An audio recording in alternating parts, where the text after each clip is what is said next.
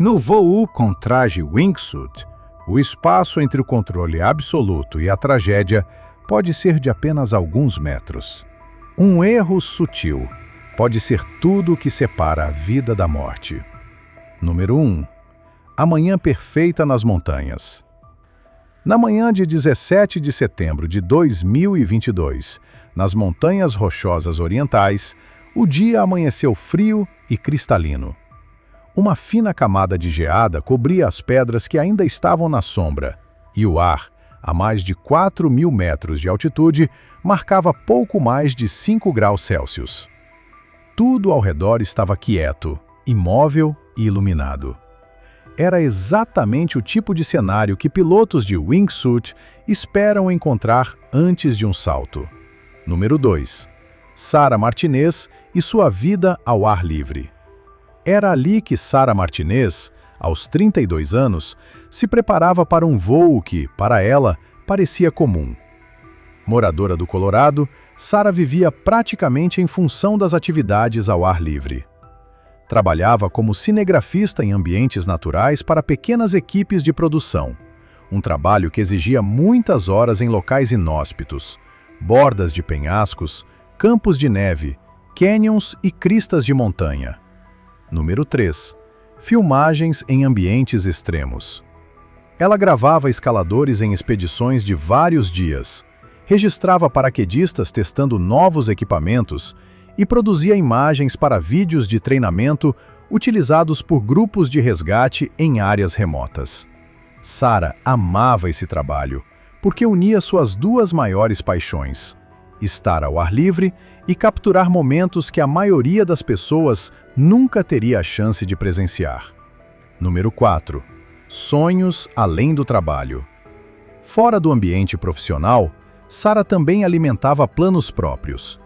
Queria montar sua própria produtora especializada em esportes de aventura em locais remotos, especialmente filmagens de escaladas técnicas e voos em regiões montanhosas. Ela falava sobre ir para a América do Sul e filmar sobrevoos em falésias desérticas e cordilheiras vulcânicas. Alguns amigos diziam que ela sonhava mais alto do que demonstrava. Número 5. A evolução para o wingsuit. Se tudo tivesse seguido seu plano, ela migraria aos poucos do papel de cinegrafista para diretora em projetos ao ar livre. Sua entrada no mundo do wingsuit foi natural. Começou pelo paraquedismo, ainda na casa dos 20 anos. Primeiro como hobby, depois como paixão. O que mais a atraía não era a adrenalina que todos comentavam. Número 6. A busca pelo controle. O que ela realmente amava era o controle. Gostava de aprender a usar o corpo como ferramenta, ajustar a posição com precisão milimétrica, manter a calma, mesmo em queda livre a alta velocidade. Quando fez a transição para o wingsuit, já havia acumulado centenas de saltos bem-sucedidos. Cada nova etapa era tratada com a mesma filosofia de vida: avançar devagar, com paciência e anotar tudo num caderno cheio de detalhes. Número 7. Uma piloto meticulosa e experiente. Naquela manhã de seu último voo, Sarah já tinha no currículo mais de 600 saltos de paraquedas e quase 200 corridas com wingsuit. Seus amigos a descreviam de forma unânime: focada, organizada e extremamente cuidadosa com a preparação. Preferia trajetos técnicos, com saídas limpas e correntes de ar previsíveis. Não buscava manobras arriscadas nem fama nas redes sociais. Número 8. Apenas mais um salto planejado. Ela só queria se aperfeiçoar na disciplina que tanto amava: um salto de cada vez. Aquela manhã de setembro nas Montanhas Rochosas parecia apenas mais um passo nesse caminho. Sarah estava testando um novo equipamento de filmagem no voo. Tinha mapeado uma rota limpa pelo vale principal e saltaria ao lado de um parceiro de confiança. Número 9. Revisão de rota e preparação final. Antes do salto, os dois passaram vários minutos revisando o percurso. Espalharam mapas impressos sobre uma pedra plana e traçaram a linha do voo com as luvas, certificando-se de que ambos conheciam cada curva. A primeira parte seria a mais simples, um trecho aberto de ar, com vento geralmente constante, percorrendo o vale principal. Número 10. A curva crítica ao redor da crista. A segunda etapa do trajeto exigia mais precisão. Eles teriam que contornar de forma controlada e gradual uma grande crista de granito que se projetava sobre o vale. Se calculassem mal o ângulo, mesmo que por pouco, corriam o risco de se aproximar demais da parede rochosa. Número 11. O trecho final e os dados ideais. A última parte do voo envolvia alinhar-se para uma longa descida em direção a uma clareira localizada a cerca de 1.800 metros de altitude, onde abririam os paraquedas e pousariam em terreno aberto. No papel, tudo parecia perfeito. A previsão do tempo indicava ventos leves, entre 8 e 16 km por hora, visibilidade clara e nenhuma mudança significativa até o fim da tarde. Número 12. Turbulência oculta nas anotações. Para quem voa de wingsuit, esses números eram considerados ideais. Ainda assim, os dois revisaram as anotações semanais da estação de guarda florestal. Elas mencionavam pequenos focos de turbulência em alguns cânions laterais. Nada extremo. Apenas aquelas mudanças de ar que acontecem quando o sol da manhã aquece a rocha em pontos isolados. Número 13. Teste no limite do penhasco. Não era motivo para cancelar o salto, mas sim algo que um piloto experiente sempre leva em conta. Após se equiparem, caminharam até a beira do penhasco para testar as condições com os próprios olhos. Sarah se abaixou, observando como poeira e grama se moviam perto da borda. Seu parceiro jogou ao vento um punhado de capim seco para analisar a direção do fluxo. Número 14. Tudo indicava normalidade. Tudo apontava para baixo em linha reta. O ar parecia calmo sobre seus trajes, e o vale à frente parecia claro e previsível. Mas, à medida que o sol subia, a paisagem abaixo deles começou a se transformar de um jeito que não era visível do topo.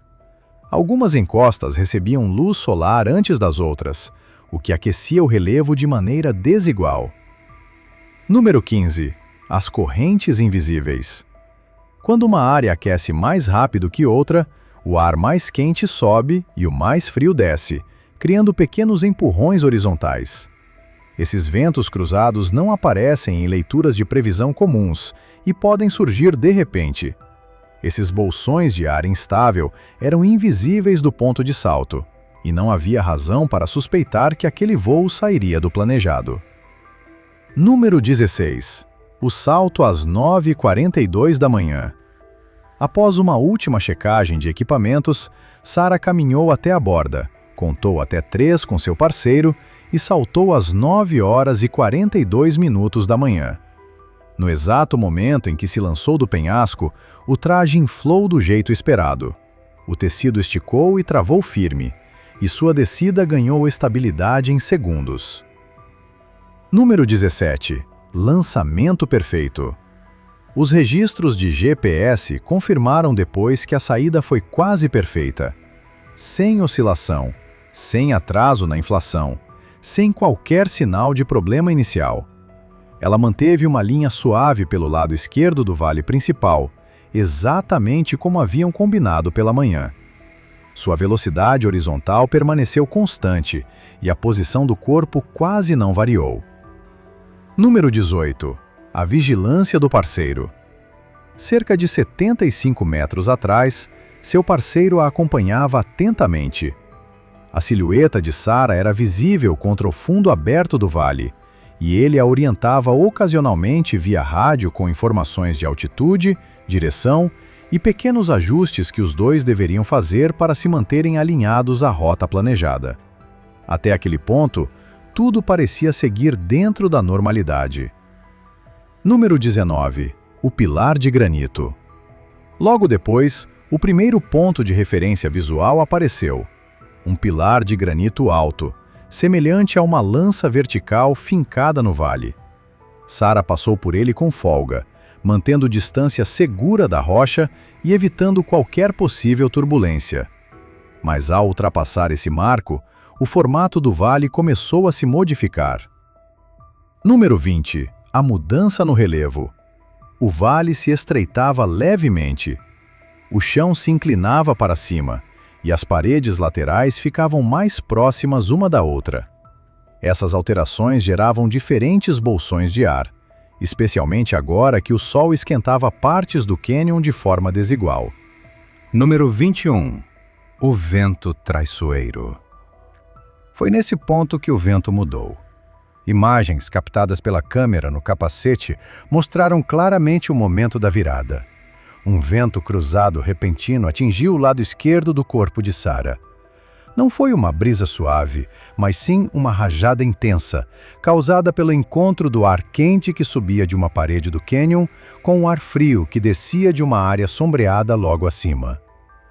Quando essas duas massas se chocam, podem gerar uma rajada lateral forte o suficiente para desestabilizar até os pilotos mais experientes. E tudo isso em menos de 1 segundo. Número 22. Deslocamento brusco. O corpo de Sarah foi empurrado vários metros para a direita. Seu parceiro percebeu na hora. Num instante, ela estava bem posicionada no centro do corredor principal. No seguinte, era como se tivesse sido empurrada por uma força invisível, deslizando em direção à parede do cânion. Depois, ele contaria que o movimento foi rápido demais para ser confundido com um erro de pilotagem. Número 23. Tentativa de correção. Sarah reagiu imediatamente. Girou os ombros e tensionou as asas do traje para tentar se recentralizar. Por pouco, conseguiu evitar uma formação rochosa próxima. Mas essa manobra aconteceu no pior momento possível. A rajada havia deslocado sua rota para dentro de um cânion lateral, justamente um que eles haviam evitado de propósito, por subir abruptamente e não oferecer margem de segurança para abrir o paraquedas. Número 24. O desaparecimento súbito. Da perspectiva do parceiro, ela sumiu assim que cruzou a entrada desse cânion lateral. Ele descreveu a cena como alguém que dobra uma esquina apertada num corredor e simplesmente desaparece. Chamou o nome dela 2 vezes pelo rádio. Sarah respondeu uma única vez, com a voz curta, focada e tensa. Pelas imagens gravadas, sabe-se que dentro do novo corredor, o cenário mudou rapidamente. Número 25. O solo se aproximando.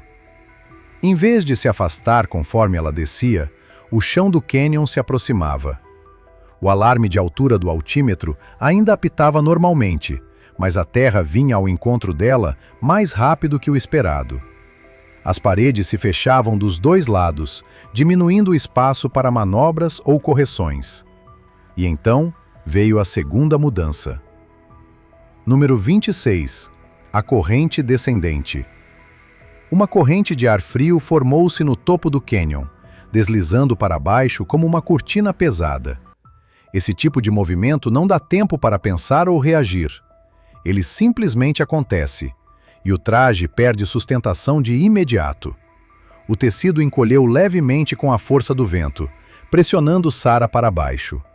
Sua taxa de descida aumentou drasticamente, e o tempo para escapar da situação se reduziu a poucos segundos. Número 27. A tentativa de abrir o paraquedas. Com o espaço cada vez mais apertado e nenhum terreno plano para pouso controlado, ela acionou o paraquedas a cerca de 900 metros do chão. Em condições normais, essa altura seria suficiente para a abertura do velame, estabilização e uma manobra de pouso segura. Mas as paredes rochosas ao redor forçaram o equipamento a se abrir de forma desigual. As linhas se torceram. A vela puxou bruscamente para a direita. Número 28. O impacto inevitável. O vento dentro do cânion estava instável demais para que o paraquedas se recuperasse totalmente. Sarah foi arremessada contra a parede direita. Seu parceiro ouviu a última transmissão dela. Uma frase curta, cortada no meio. Ele esperou ver o paraquedas emergir no vale principal, mas nada apareceu na clareira. O GPS dela enviou uma última leitura de altitude e então parou de transmitir. Número 29. As últimas imagens. A filmagem do capacete capturou apenas mais alguns segundos. A parede do cânion se aproximando rapidamente, a imagem inclinando bruscamente e, em seguida, o fim abrupto do vídeo, com um borrão de movimento. Às 10h23 da manhã, 2 trilheiros que caminhavam pela parte baixa do cânion ouviram um eco seco vindo da crista acima. Não parecia deslizamento, nem mudança comum de vento. Número 30. O alerta via satélite. Era um som curto, pesado, que ressoou contra as paredes antes de desaparecer. Os 2 pararam, escutaram novamente e, sem ouvir mais nada, um deles pegou um dispositivo de satélite. Enviaram as coordenadas mais próximas conhecidas e relataram que o barulho parecia vir da parte alta do braço oeste do cânion. Número 31. Início do resgate. Como não havia sinal de celular naquela região, essa chamada foi a única forma das autoridades saberem que algo havia acontecido. A equipe de busca e resgate do condado foi acionada imediatamente. Um helicóptero tentou levantar voo, mas assim que o piloto se aproximou do cânion, relatou fluxo de ar instável, rajadas vindas das paredes, bolsões imprevisíveis e uma linha de entrada extremamente estreita. Número 32. A impossibilidade aérea. Qualquer variação de vento dentro daquele cânion poderia virar a cauda do helicóptero contra as rochas em segundos. Sem uma maneira segura de entrar por cima, as equipes foram enviadas por terra. Os socorristas começaram a subida a partir da base do cânion. No início, o terreno era administrável, mas conforme avançavam, ele se tornava mais inclinado e instável.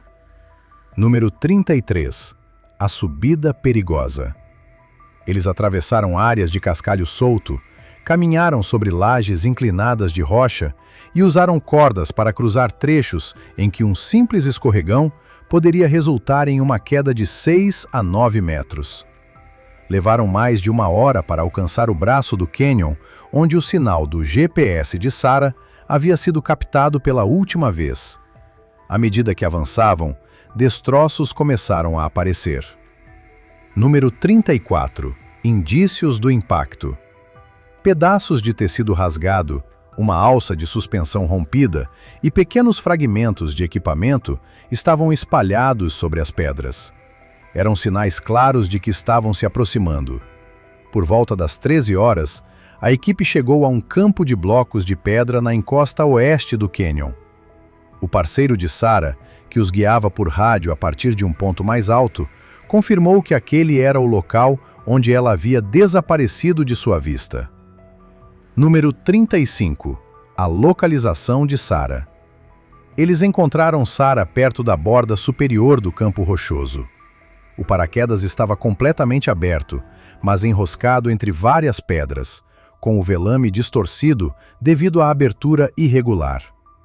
O traje wingsuit apresentava danos severos na parte frontal e no lado direito, compatíveis com um impacto em alta velocidade.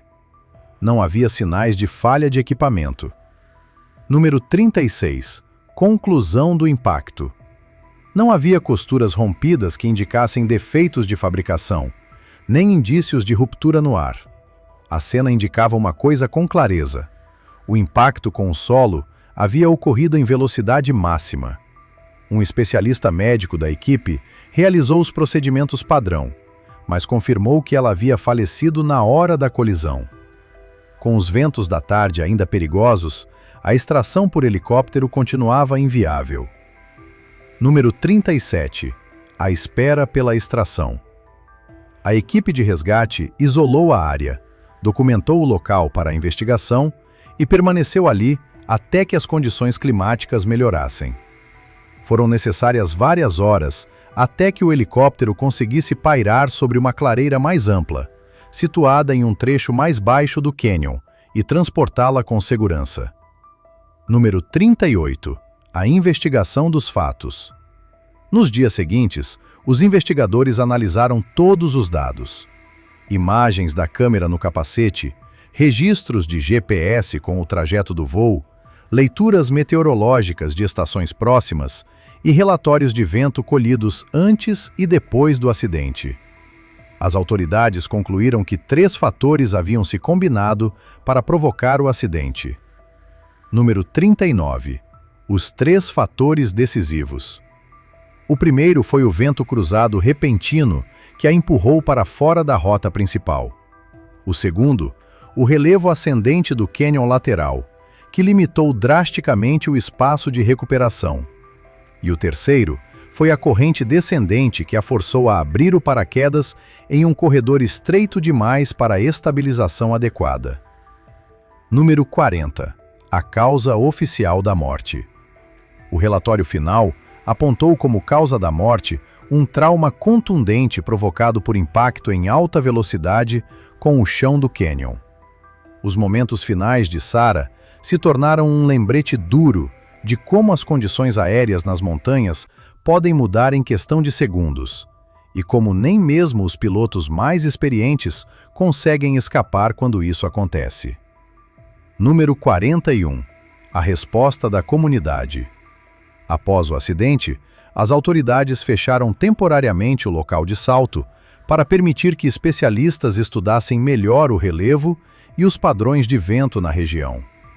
Meteorologistas especializados em montanhas, guardas florestais locais e instrutores de wingsuit analisaram os dados de vento e os compararam com os registros de GPS de Sarah. Também foram realizados voos de teste com drones. Número 42. Entendendo o imprevisto. O objetivo não era culpar Sarah, mas entender com precisão como uma corrente de ar poderia desviar um piloto tão experiente de sua rota planejada. O que descobriram confirmou algo que muitos veteranos já temiam. Em terreno montanhoso, o vento não segue trajetos lineares como indicam os boletins meteorológicos. Lições para o futuro. Seu caso passou a ser citado em briefings de segurança, com o objetivo de reforçar que os riscos do voo de proximidade nem sempre vêm de erros humanos ou comportamentos imprudentes. Às vezes, o perigo surge de algo invisível, correntes de ar escondidas no relevo. O acidente de Sarah também transformou o modo como muitas escolas de wingsuit conduzem seus cursos avançados. A história de Sarah Martinez não é apenas sobre uma tragédia em voo. É sobre os limites da habilidade humana diante das forças da natureza. Forças que não se veem, não se ouvem e nem sempre podem ser previstas. Sua trajetória, marcada por disciplina, paixão e respeito pelo esporte, agora serve como guia para outros. Em cada salto, cada curva e cada escolha feita no ar, ela continua presente como um lembrete silencioso. Voar com maestria é também reconhecer quando o céu deixa de ser um aliado. E, acima de tudo, que mesmo entre os mais preparados, a margem entre o possível e o irreversível pode ser de apenas alguns segundos, ou alguns metros. Se tiver gostado do vídeo, deixe seu like e inscreva-se em nosso canal para acompanhar todas as novidades. Continue por aqui e assista a mais vídeos clicando em um desses vídeos que estão aparecendo na sua tela. Cuidem-se, amigos!